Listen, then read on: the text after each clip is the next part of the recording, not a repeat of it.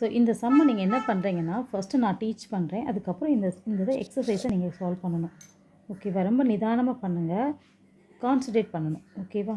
So y + 4 = -5/7 x - 3 இருக்குது. First என்ன பண்ணுறோன்னா, இங்கே எந்த டேர்முமே இல்லை, இந்த டேர்ம் இருக்குது. இது எல்லாத்துக்கும் காமனாக இந்த 7 இருக்குது. அதனால் இந்த 7ஐ நான் லெஃப்ட் சைடில் கொண்டு போய் மல்டிப்ளை பண்ணுறேன். இந்த மாதிரி நிறைய டைப்ஸ் ஆஃப் சம்மை ஃபுல்லும் பார்க்கணும். அதே மாதிரி செஞ்சு பார்த்தா தான் உங்களுக்கு எந்த சம்னாலும் ஈஸியாக வரும். ஸோ 7ஆல் நான் மல்டிப்ளை பண்ணியிருக்கேன்.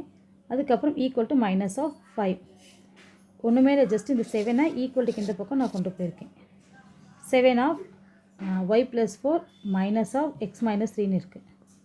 நெக்ஸ்ட் என்ன பண்ணுறோன்னா, இந்த ஸ்டெப்லேருந்து இந்த ஸ்டெப் எப்படி வந்துச்சுன்னா, 7ஆல் உள்ள கூடி மல்டிப்ளை பண்ணுறேன், 5ஆல் இந்த நம்பர்ஸை இன்னர் மல்டிப்ளிகேஷன் பண்ணுறேன். So 7 × y 7y, 4 × 7 28 = -5 × x - 5x minus into minus plus 15x 15. Next என்ன பண்ணுறேன்னா, எல்லாத்தையும் லெஃப்ட் சைடில் கொண்டு போகிறேன், இல்லை ரைட் சைடு எதில் வேணால் கொண்டு போய்க்கலாம். நெகட்டிவ் நம்பர்ஸ் இருந்துச்சு அப்படின்னா எக்ஸ் வந்து பாசிட்டிவாக இருக்கணும், அவ்வளோதான் மெயின். ஸோ அதனால் நான் எக்ஸ் நெகட்டிவாக இருக்கனால எக்ஸை லெஃப்ட் சைடில் கொண்டு போகிறேன். -5x இந்த பக்கம் வந்தால் +5x இருக்குது.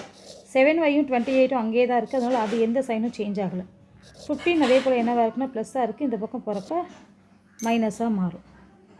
Next 5x + 7y + 28 - 15. ஸோ இதே சப்ராக்ட் பண்ணால் 13. இதுதான் நமக்கு தேவையான ரெக்வயர்ட் ஈக்குவேஷன்.